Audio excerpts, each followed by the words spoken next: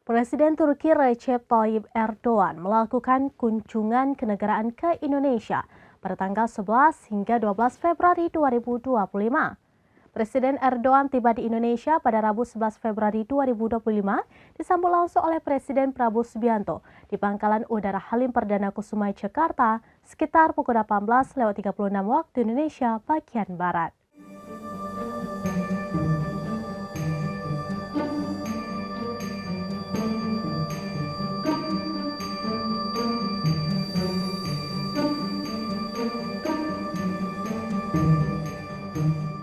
Kedatangan Erdogan bersama sang istri juga disambut guyuran hujan. Deputi Bidang Protokol Pers dan Media Sekretariat Presiden Yusuf Permana menjelaskan upacara kenegaraan untuk menyambut Presiden Erdogan akan dihelat di Istana Kepresidenan Bogor pada Rabu 12 Februari 2025.